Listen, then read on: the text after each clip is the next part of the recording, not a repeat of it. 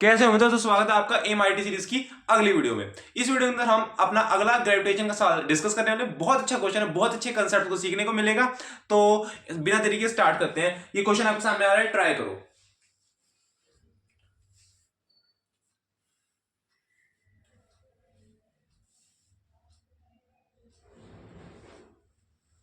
देखो इस क्वेश्चन में क्या कहा गया है। A double star is a system of two stars of mass m and 2m rotating about their center of mass only under the mutual gravitation attraction. If r is the separation between these two stars, then their time period of rotation about their center of mass will be proportional to। ठीक है, देखो हमसे कहा गया है ये to star system का concept है। हमसे कहा गया ये दोनों स्टार्स हैं, एक दूसरे के आसपास ऐसे घूम रहे हैं। ये टू स्टार सिस्टम है, ये दोनों एक दूसरे के आसपास घूम रहे हैं। तो अगर मैं मान लू ये इसका सेंटर ऑफ मास है, ये जगह इसके सेंटर ऑफ मास है, ये इसका सेंटर ऑफ मास है। तो एक काम करते हैं, ये वाली डिस्टेंस निकाल लेते हैं। ये डिस्टेंस निकाल लेते हैं। ये डिस्टेंस हम कैसे निकाला करते थे, ये डिस्टेंस हम कैसे निकाला करते थे। अगर मैं इसको आर कह दूं, ये लेकिन आर तो इन्होंने शायद ले रखा है, तो एक काम करते हैं, इसको आर डैश कह देते हैं, आर डैश कह देते हैं।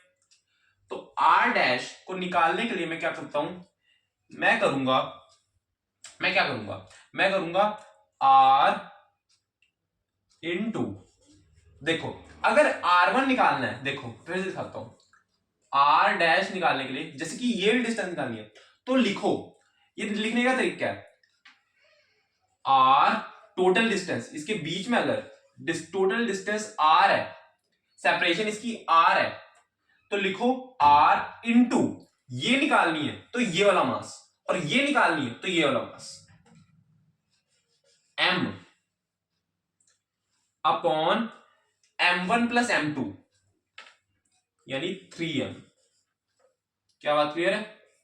सॉरी, ये क्या काट दिया, 3M कट गया, ये मिल गया। क्या बात क्लियर है? क्या बात क्लियर है?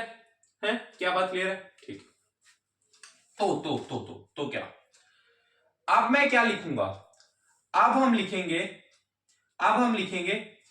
अब इसकी जो ग्रेविटेशन फोर्स है वो किसकी तरह बिहेव करे कि ये एक दूसरे के आसपास घूम रहे हैं, एक सेंट्रीपिटल फोर्स की तरह। तो ये r/3 मैं किसके लिए ले रहा हूं, सेंटर ऑफ मास से किसकी डिस्टेंस है, 2m की। तो 2m इंटू 2m इंटू क्या, 2m into mv² bye r, r क्या है, r/3। लेकिन मुझे क्या चाहिए, मुझे चाहिए ओमेगा।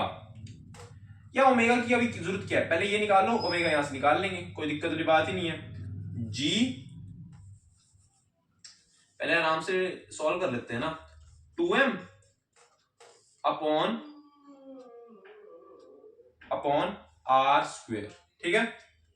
तो यहां से मिल गया, r से r गया, m से m गया, तो मिल गया 6v² g 2m upon r। तो ये आ गया, सॉरी 2gm, पहले से काट देते हैं, 3v आ गया √gm/3r, ठीक है, ये आ गया। अब लेकिन हमें तो क्या चाहिए था, हमें चाहिए था ओमेगा। ओमेगा क्या होता है, ओमेगा होता है v, ओमेगा होता है v अपॉन r है, ओमेगा होता है v अपॉन r।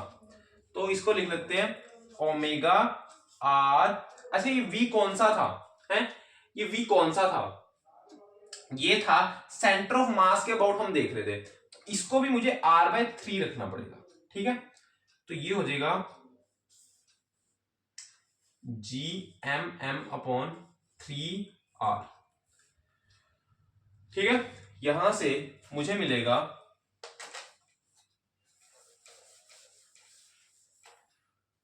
यहां से मिल जाएगा जी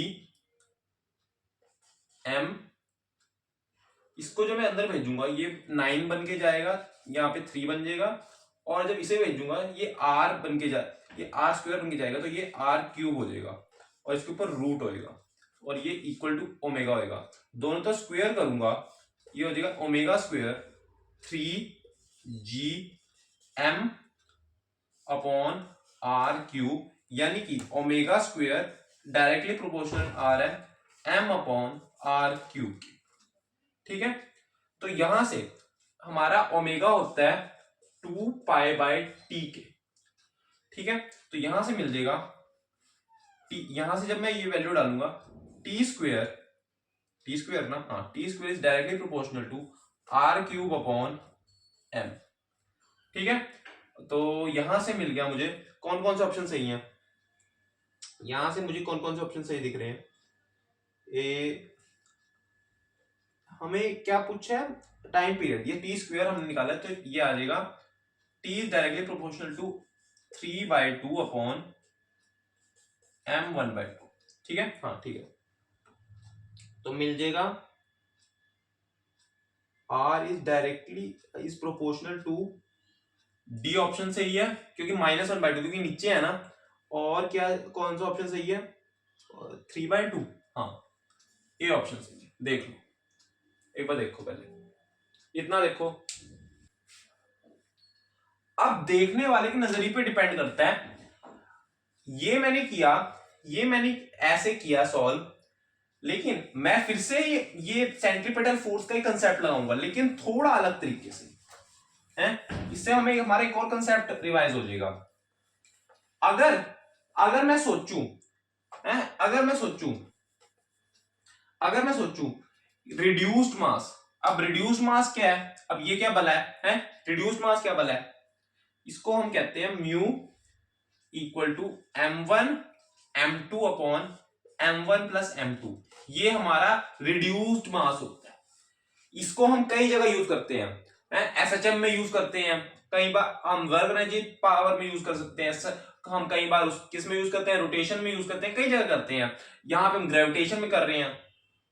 अब रिड्यूस मास का कंसेप्ट ये कहता है कि अगर मैं मान लूं कि एक रिड्यूस मास ये वाली वैल्यू करूं, तो हम मान सकते हैं पॉइंट के अबाउट सिर्फ एक मास, दो मास नहीं, सिर्फ एक मास ऐसे घूम रहा है जिसका मास क्या होगा, ये उस बॉडी का मास होगा ये। अब ये एक तरह का नया क्वेश्चन बन गया, ठीक है। अब हम दो चीजें देखने में दिक्कत आ रही है, तो रिड्यूस मास लगाओ, ये पॉइंट के अबाउट सिर्फ ये चीज घूम रही है जिसका मास होगा m into 2m upon m plus 2m। क्या बात क्लियर है? ये रिड्यूस्ड मास है। तो रिड्यूस्ड मास का कंसेप्ट करता है, ग्रेविटेशन हम वही लगाएंगे, ग्रेविटेशन का फॉर्मूला वही होएगा क्योंकि सेंट्रीपेटल फोर्स वही प्रोवाइड हो रही है, तो वो हो जाएगी gm 2m upon r square is equals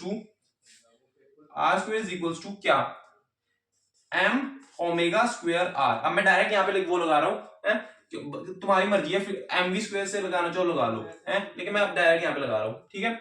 लेकिन अब यहाँ पे क्या आएगा, रिड्यूस मास, यहाँ पे आएगा रिड्यूस्ड मास। क्या बात क्लियर है? यहाँ पे आएगा रिड्यूस्ड मास। रिड्यूस्ड मास को कैसे अप्लाई करेंगे, 2m स्क्वायर अपॉन, क्योंकि ये 2m स्क्वायर अपॉन 3m बन जाएगा इनटू ओमेगा स्क्वायर r, ठीक है। लेकिन अब मैंने यहाँ पे r/3 क्यों नहीं रखा, क्योंकि ये जो रिड्यूस मास है हम मान रहे हैं ये r डिस्टेंस पे ही बनेगा, है। इसमें तुम्हारा सेंटर ऑफ मास वाली चीजें सारी आ गई, और ये ध्यान से देखो, पीछे जाके देखो, ये वही इक्वेशन बन रही है सेम। हम उसी इक्वेशन पे आगे डिफरेंट स्टेप को यूज करके, हम सेम स्टेप पे आगे डिफरेंट चीजों को यूज करके, ये वही इक्वेशन सेम बनी है।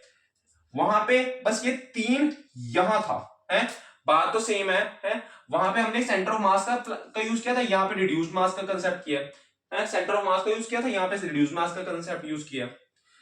सेम करना, यही सारे आंसर आएंगे, ए और डी। देख लो,